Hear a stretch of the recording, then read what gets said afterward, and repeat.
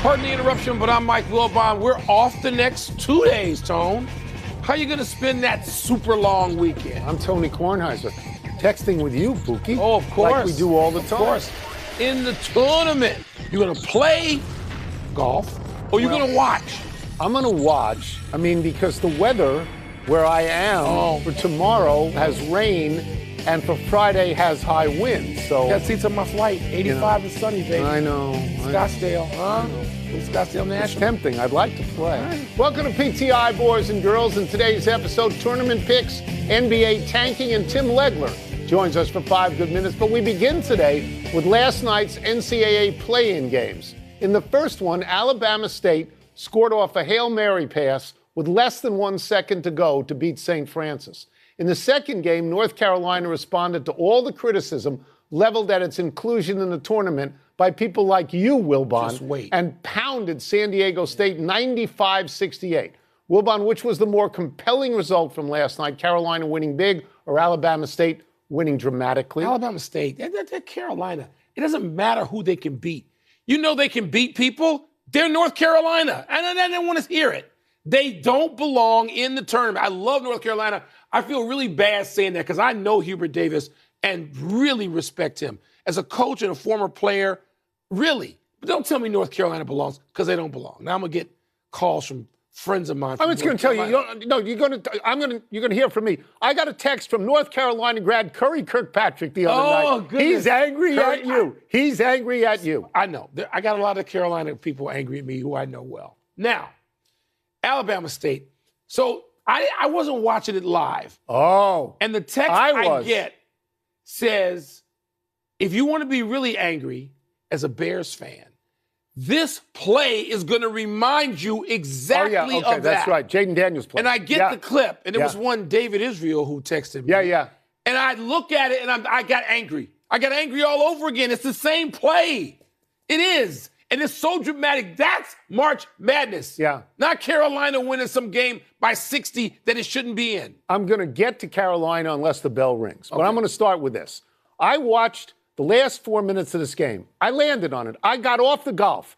I watched this. So St. Francis is down about 6 with a minute and a half to go. And in a period of time, they hit 2 threes and they tie the game. And then after that, they cannot hold on to the ball. They possess it, but they knock it out of bounds or somebody takes it away. And then this kid on the last play on the Hail Mary flings it the length of the court. It hits 2 or 3 different people, settles in the arms of an Alabama State guy who banks it in. It is unbelievable theater. It is elation and it is broken hearts. The only thing I'll say to you about Carolina is this. They must have heard you and everybody else, like the governor of West Virginia, saying, get out of the tournament. I don't want to sue anybody. I feel pretty good about this in this regard because I did sit here and say from the beginning, they should be in. They could beat 30 teams in the tournament. They go out 21-11 halfway through the first half. Then it's 33-13. Then it's 47-23. I turned it off at 33-13. They hit 14 threes, the most ever. You know, I'm just saying to you. I'm saying to you, they can do damage. Do you remember when Syracuse was in a similar position as a bubble team, went to the 16? VCU, a play-in North team. Carolina VCU State went to the Final in Four. 1983. So they got in by the hair of their chinny chin chin and won the whole thing. I'm not saying Carolina, once they get in, can't play. I'm saying, come on now. Come on. You know. Curry will text you directly. You don't like the underdog. Robbie Petty, your boy. You think I haven't heard? You think I haven't heard from Robbie Petty? Think I haven't heard from him You yet? wanted Indiana in. Hardly an underdog. Not exactly. 40,000 people. You know, they're closer to my people.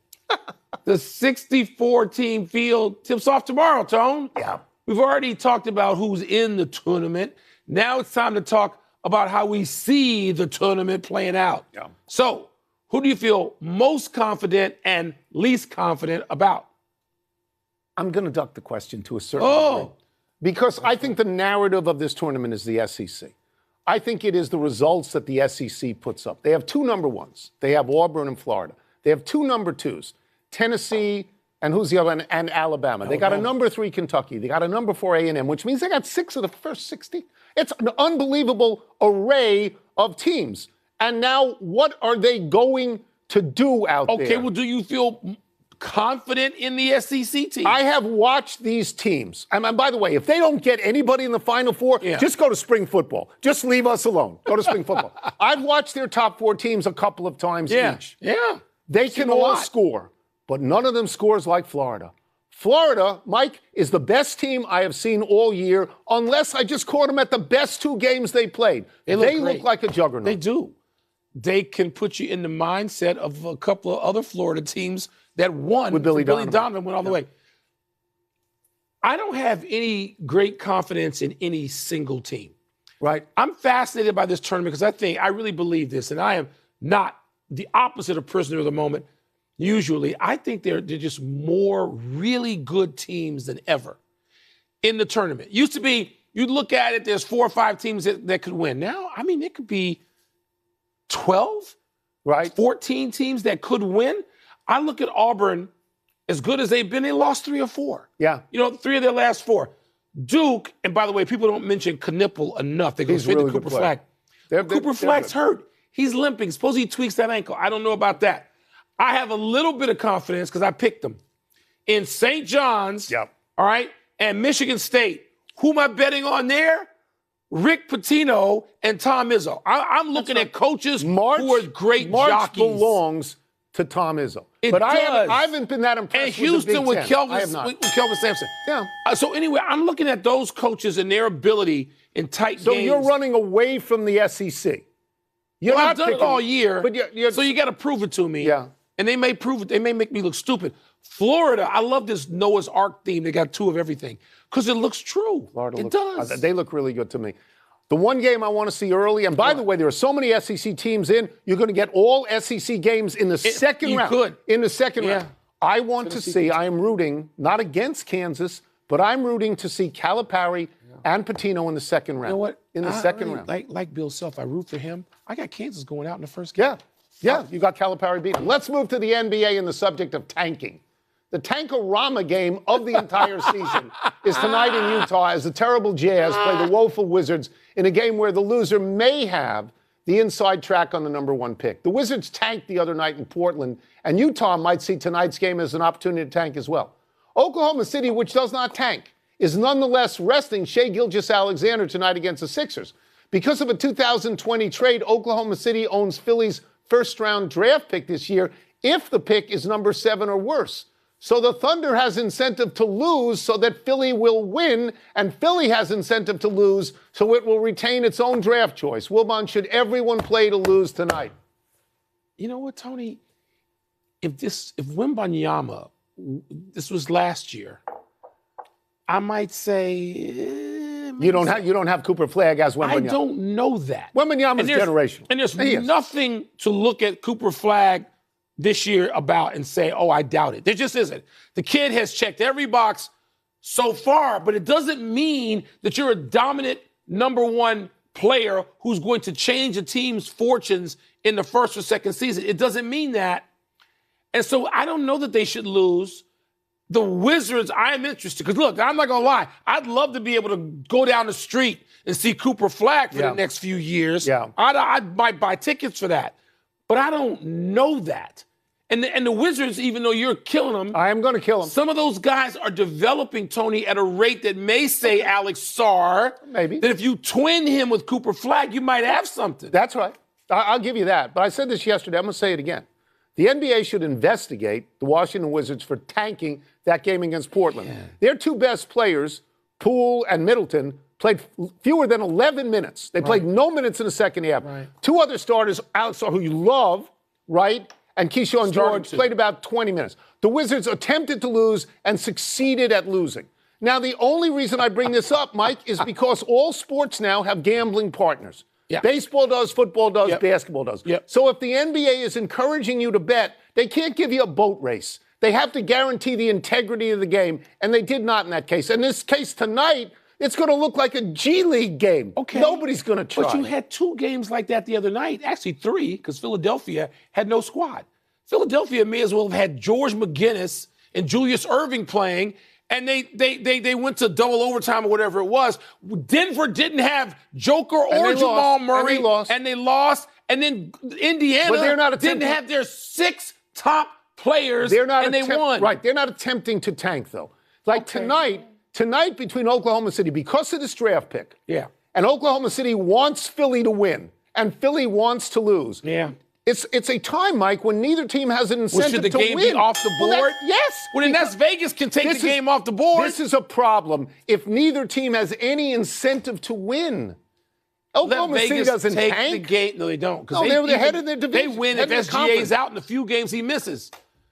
But you know what I'm saying? You want the Wizard. You don't want to see this kid. I do want to see him. Sure, I want to see him. All right, he could be in a Wizards uniform if they lose. Yeah, what if I moved to Arizona and he's playing in Phoenix?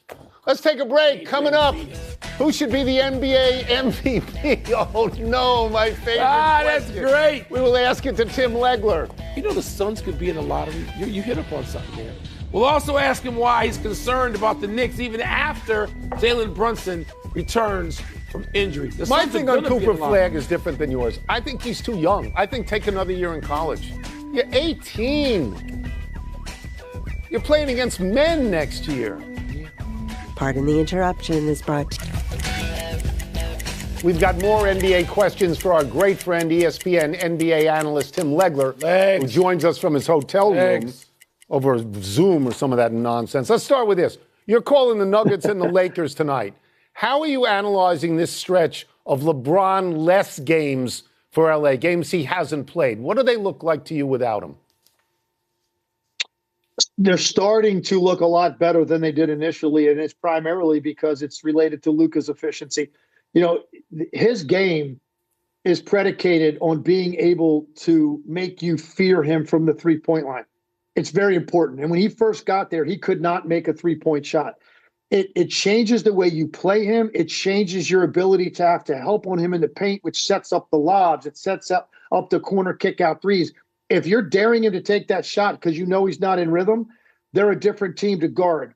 He is now he didn't shoot well last game. He was 1 for 7 from the three, but he took it from 24% from the three in February when he first got there over a handful of games, 42% in March prior to the last game. So for me, you can see the legs are starting to get there under him. The efficiency is starting to come back with him. It's setting up his ability to dictate and control possessions offensively. So for me, that's really what this is about. Their defense has been very, very good for quite a long time. I think they're third in the league over the last 15 games. They've answered that question for me. They know how to protect Luka defensively. JJ Redick deserves a lot of credit for that.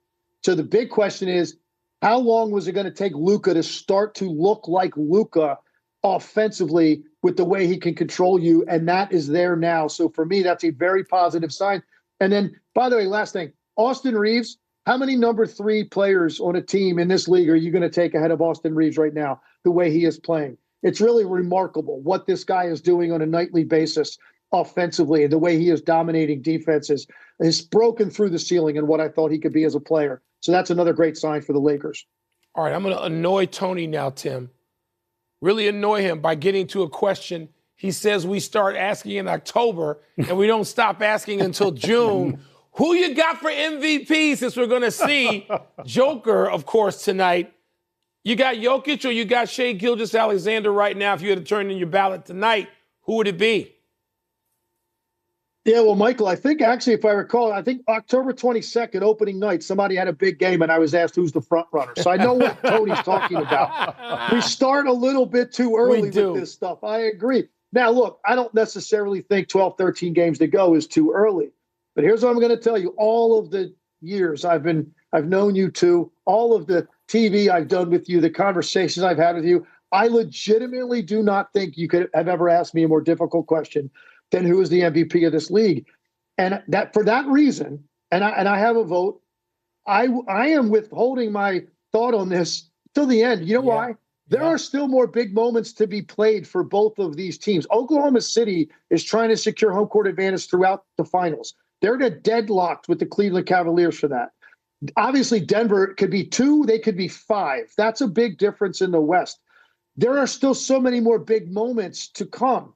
I'm going to wait. So what it comes down to is this. The statistical dominance has to be there. Obviously, it is.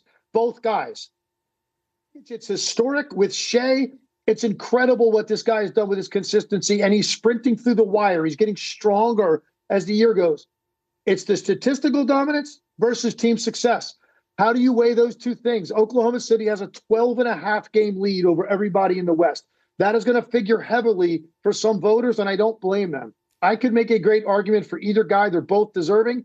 I'm going to wait and let this play out. You are concerned about the Knicks even after Jalen Brunson returns. What is your concern?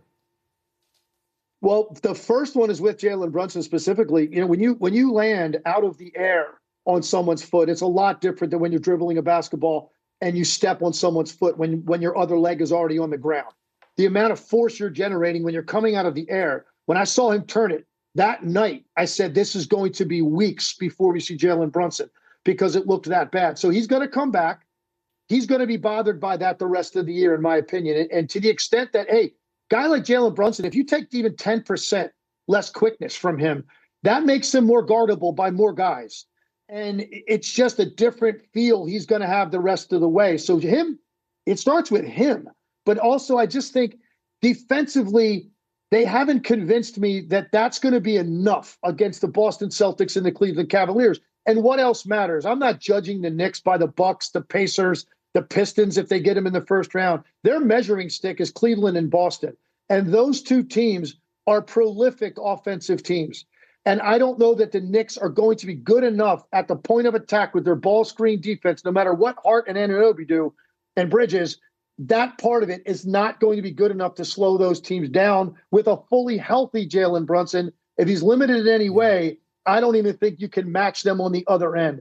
And so for me, that's why I think a successful end of the season is a tough, hard-fought series against the Boston Celtics in which they probably lose in 6 games. Breaking your heart again, Tom. Those things happen. Those things happen. Yeah. Tim Legler, thank you. Isn't he good? Appreciate it. How many years have we go back? Thank you, guys. Legler? 30. Let's go back a long time. At least. Tim is calling the Nuggets-Lakers game tonight at 10 Eastern. Let's take one last break. Still to come, Jalen Milroe puts up an impressive number at his pro day. And was the best play of today's Dodgers win, you got to go there, turned in by a familiar-looking fan? So the two people who were on with us and George Michael for the first time were Tim Legler and Stephen A. Smith. That's right. Both of them started with us doing basketball shows. We're taking credit.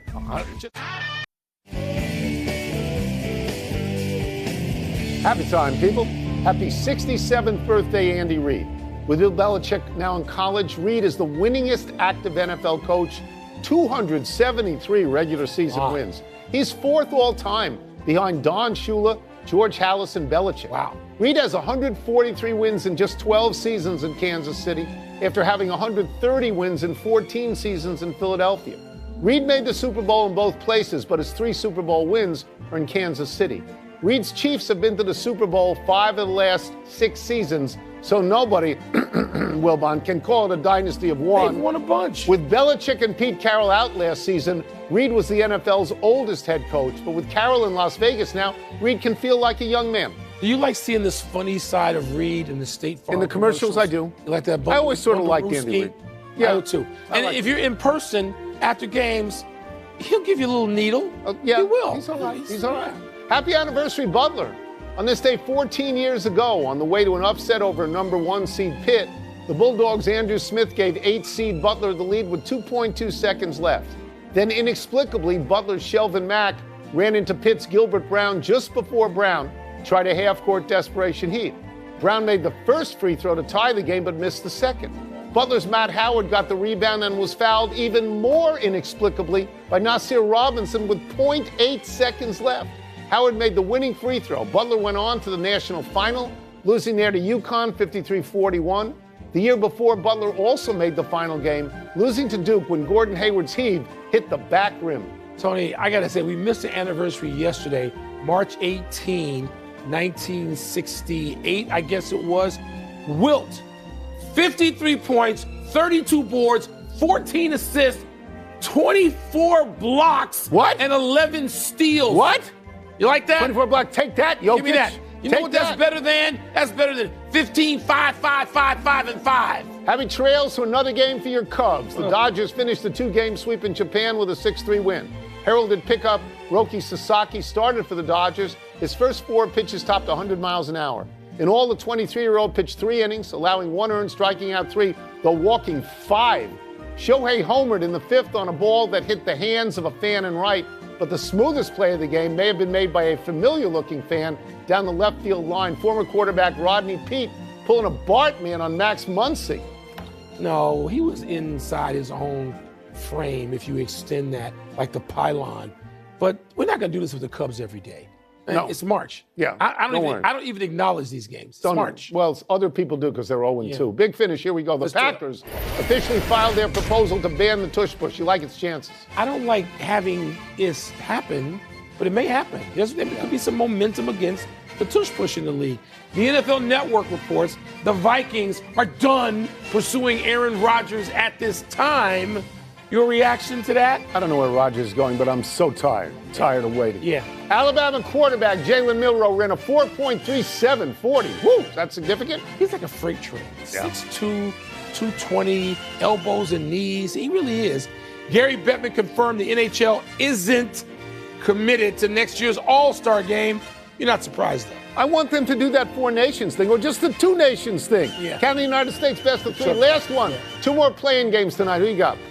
You know what? I got American University. That's what I care about. Local for us. You and I have spent some time seeing American University. When all the way Gary back to Gary coached. Williams, When Gary was coaching. Eddie Tapscott coaching. We're out of time. We'll try and do better the next time. I'm Tony Kornheiser. Aldridge is going to in studio. I'm Mike Wilbon. We're off until 4:30 Eastern on Monday, you knuckleheads. Women's NCAA basketball is going to be played Monday, too. Tired of waiting. Shout out Kinks. For much more, here's Tony and Mike with PTI's bonus segment. All right, Wilbon, what NCAA tournament storyline intrigues you the most? Tony, this is a tournament where I've got 3, 4, 5 teams I'm locked onto, which is usually the case. And some of it has to do with where I'm from. It might be Big Ten teams or teams from Chicago, like when Loyola Chicago's in, even though that's sort of a rival. I don't have that. I got St. John's. I'm rooting for St. John's. I just like the way they play, that Rick Pitino, somebody we know and have followed for forever, has this team. I'm going to go off book for you for a second because I'm looking at the women's NCAA tournament, the bracket and the stars. And you got UConn versus South Carolina, the rematch I want to see for the national championship game, April 6th. I mean, I want to see that. And then the list of stars, including partial list, Juju Watkins, Paige Beckers, Kiki Rice, Olivia Miles, Hannah Hidalgo, Haley Van Lith, Flau'jae Johnson. I know who they are. Right. They're not ones and dones. I've been watching some of these women for 3, 4 years. Right. I'm excited to see them play, in some cases, each other much more than I am the men's side. That's fine. Well, I'll talk about the men here.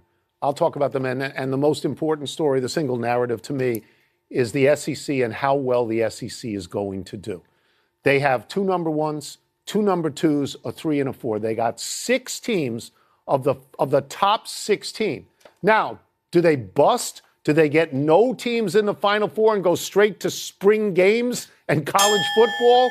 Or do they maybe become the first conference ever to get 4?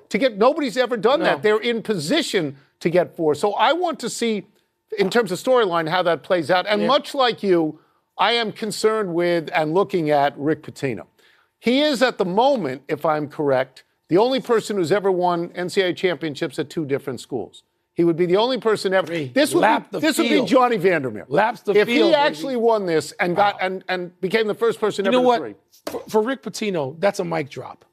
It is. No. It is. You just walk straight out of the arena with your arms up and bathe in the adoration. Is that right? That's true. That's it.